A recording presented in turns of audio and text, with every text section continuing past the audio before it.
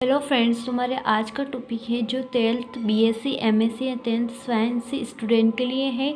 Topic का नाम है मनुष्य में होने वाले आनुवांशिक विकार यानी जेनेटिक डिसऑर्डर इन ह्यूमन। जो मनुष्य में माता पिता से आते हैं, मतलब किसी भी चाइल्ड में उनके जेनेटिक यानी माता पिता के द्वारा जो लक्षण आते हैं उनके बारे में डिस्कस करेंगे।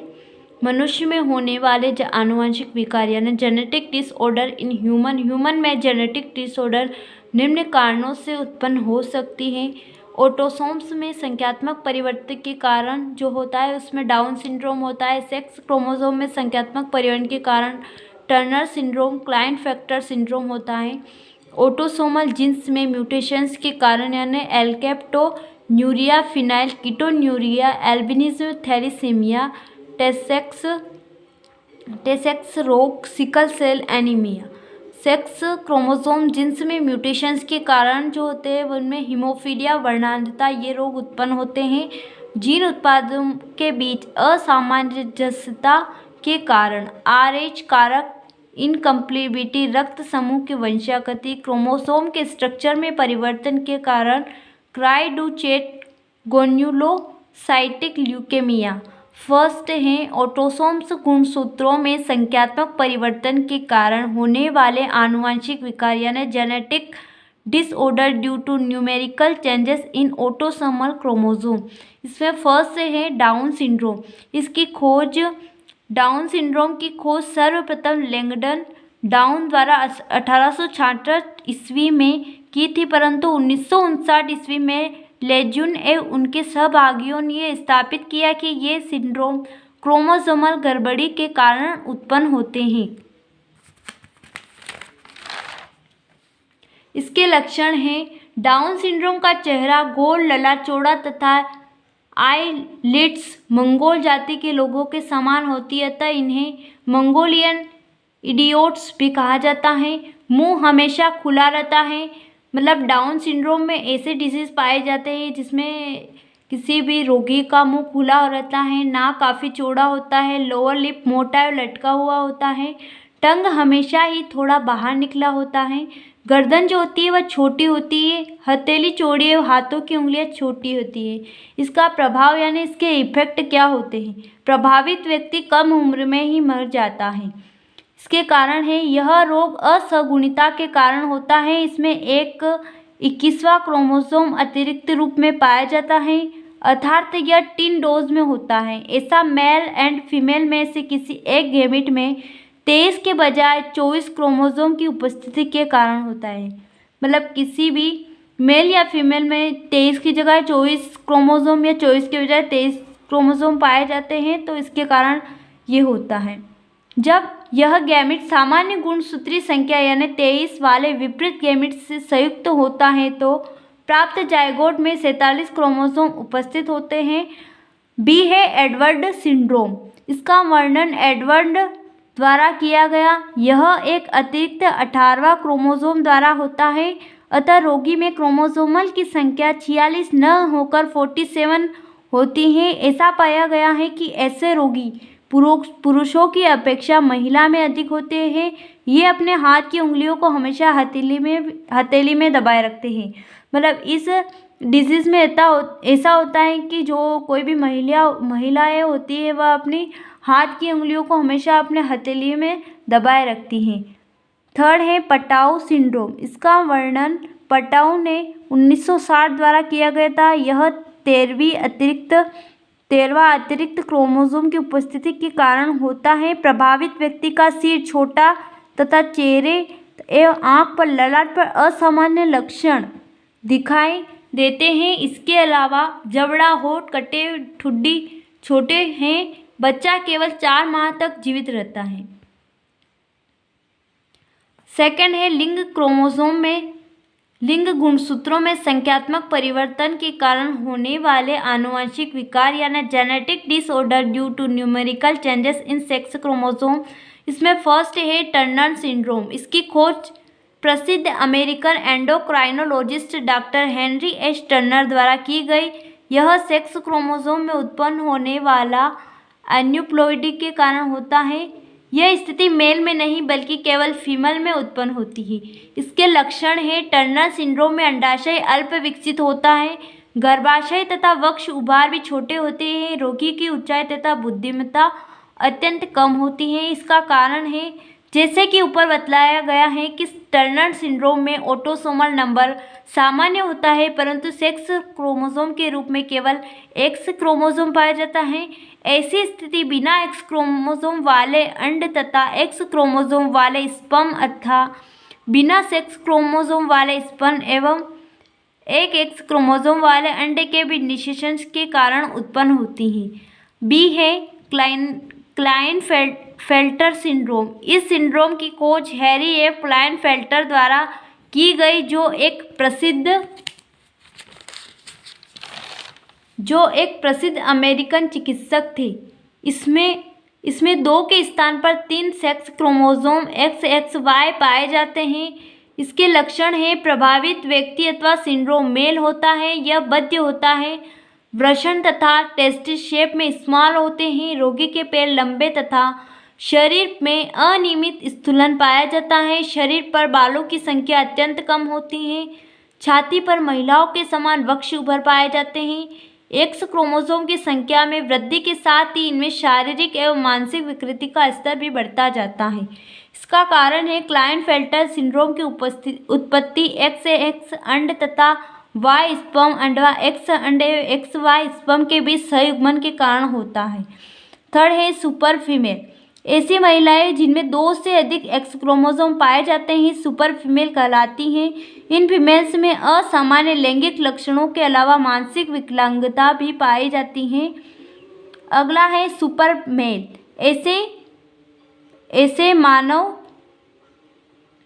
ऐसे मानव नर यानी ह्यूमन मेल 2 Y क्रोमोसोम पाए जाते हैं। ये मानसिक रूप से कमजोर होते हैं तथा ऊंचाई जो है असामान्य रूप से अधिक होती है। मेल सेक्स हार्मोन्स का अधिक स्राव होने के कारण ये आक्रामक यानी एग्रेसिव होते हैं। थर्ड है ऑटोसोमल जीन में उत्परिवर्तन के कारण होने वाले आनुवंशिक विकार यानी genetic disorder due to mutation in autosomal genes alkaptonuria. इस रोग का वर्णन सर्वप्रथम गेरोड द्वारा 1908 में किया गया। यह होमोजेनेस्टिक एसिड को तोड़ने वाले एक ऑक्सीडेज एंजाइम की कमी के कारण होता है।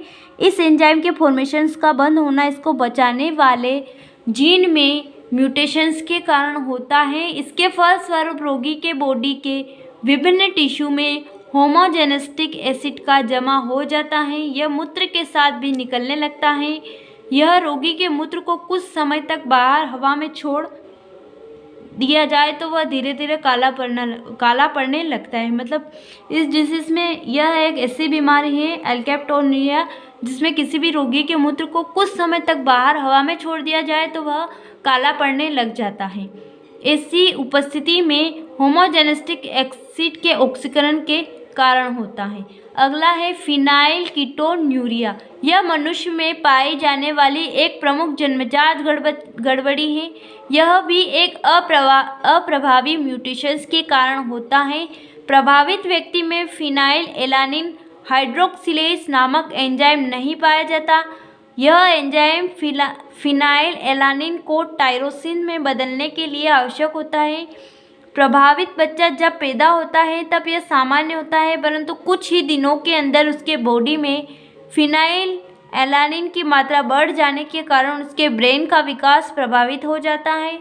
6 मंथ के अंदर उसमें मानसिक विकृति परिलक्षित होती है। ऐसे बच्चों के लक्षण जो होते हैं निम्नानुसार होते हैं, जिसे बच्चे चलने फिरने में असमर्थ होते हैं, मानसिक विकलांगता उत्पन्न होती है, बॉडी पर तथा हेयर में पिगमेंटेशंस में कमी पाई जाती है, स्किन पर एक्जिमा के समान चकत्ते उत्पन्न होने लगते हैं।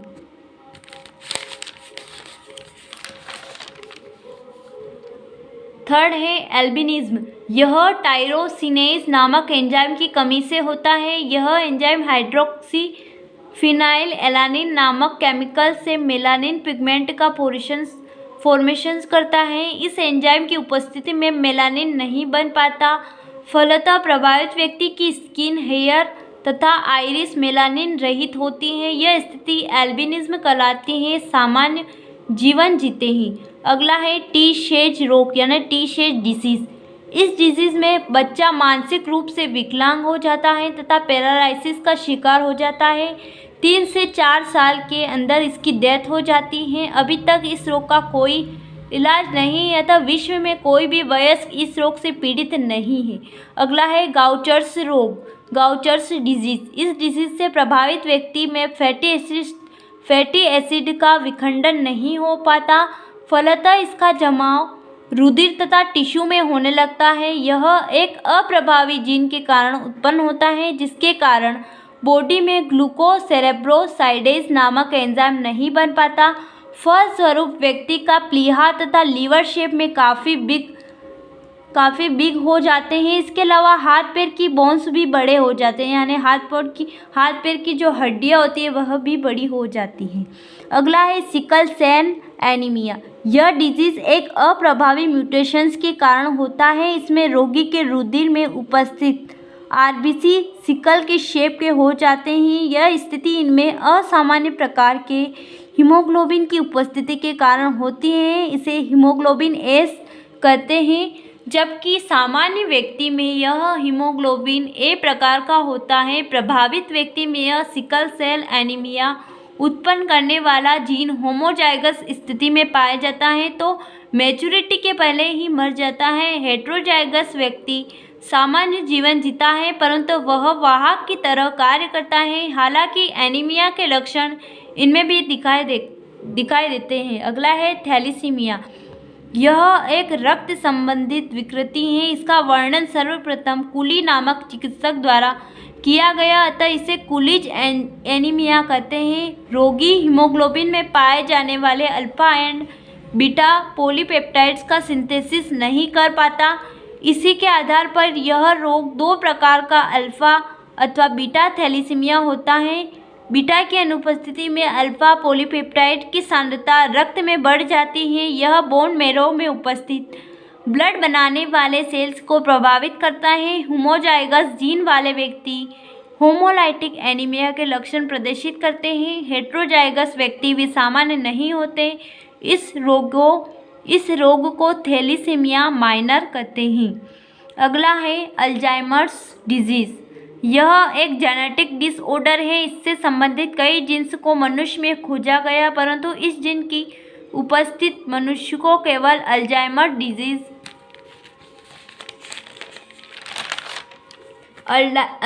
डिजीज के प्रति संवेदनशील बनाते हैं। यह ब्रेन में एमाइलोइड प्रोटीन के संग्रहण के कारण होता है, जिसके फलस्वरूप तंत्रिका कोशिकाएं नष्ट होने लगती हैं। इसका असर अधिक उम्र में दिखाई देते हैं। अनेक वैज्ञानिकों के अनुसार यह असामान्यता 21वें तथा 19वें क्रोमोसोम पर स्थित कुछ जीन में गड़बड़ी के कारण उत्पन्न होती है। इस रोग में व्यक्ति अपनी याददाश्त को पूर्णतः खो देता है। इसे डिमेंशिया कहते हैं। 4th है लिंग गुणसूत्र। जीन में उत्परिवर्तन के कारण होने वाले आनुवंशिक विकार यानी genetic disorder due to mutation in sex chromosome. इसमें फर्स्ट है हीमोफीलिया। यह ह्यूमन में पाए जाने वाला एक खतरनाक रोग है। यह जानलेवा होता है क्योंकि इसके रोगी के ब्लड में जमने की क्षमता नहीं होती, अतः बॉडी में कहीं भी चोट के कारण रक्त निकलने की क्रिया नहीं रुकती तथा शरीर का संपूर्ण ब्लड बाहर निकल जाता है। इस कारण से डिजीज को ब्लीडर्स रोग भी इस रोग को ब्लीडर्स रोग भी कहते हैं। अगला है वर्णांधता। यह मनुष्य में पाई जाने वाली एक डिजीज है जिसमें रोगी रंगों के बीच विभेद नहीं कर पाता है। मतलब ये एक ऐसी बीमारी है जिसमें कोई भी व्यक्ति किसी भी रंग का पता नहीं लगा पाता है। उनमें कोई भी रंग जो है एक जैसा दिखता है, मतलब वो रंग का पता नहीं लगा पाते हैं। यह कई प्रकार की होती है, परंतु लाल हरी वर्णांधता सबसे सामान्य प्रकार की वर्णांधता होती है। इसमें रोगी को लाल तथा हरा दोनों रंग या तो लाल ही दिखाई देता है अथवा हरा ही दिखता है। पहली स्थिति हरी वर्णांधता तथा दूसरी स्थिति जो है वह लाल वर्णांधता वर्णांधता कहलाती है। फिफ्थ है जीन उत्पादों के बीच असामंजस्यता के कारण होने वाले आनुवंशिक विकार यानी genetic disorder due to incompatibility of gene product. RH, इसमें फर्स्ट है RH कारक यानी RH फैक्टर और RH एंटीजन। यह एक प्रोटीन अथवा एंटीजन है जो ब्लड में पाए जाने वाले RBC अथवा एरिथ्रोसाइट्स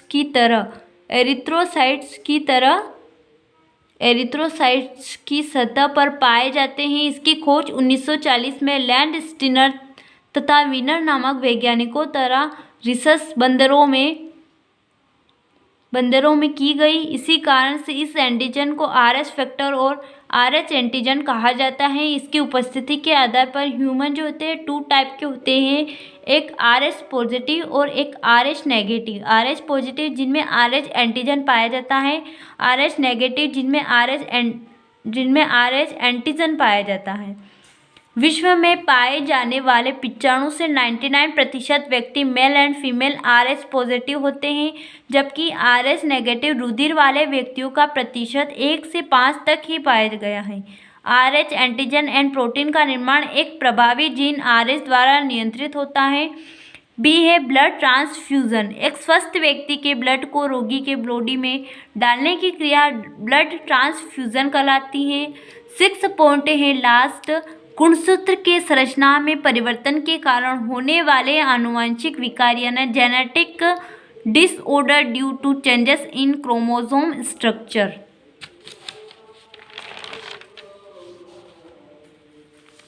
फर्स्ट है क्राइडुचेट सिंड्रोम। इसका कारण 5वें क्रोमोसोम के छोटे से भाग का विलोपन होना।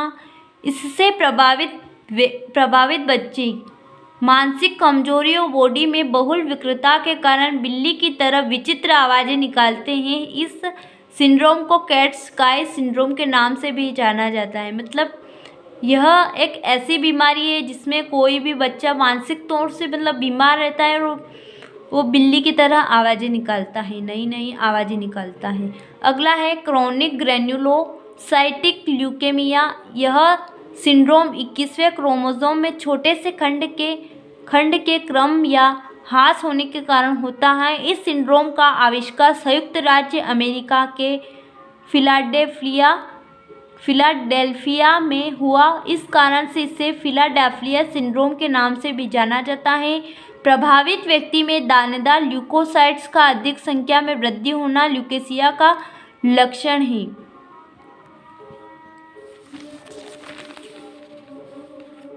ये पूरा टॉपिक कंप्लीट हो गया मनुष्य में होने वाले आनुवंशिक विकार जेनेटिक डिसऑर्डर ह्यूमन, जो 6 टाइप के होते हैं जिनमें अलग अलग टाइप की बीमारियां होती हैं।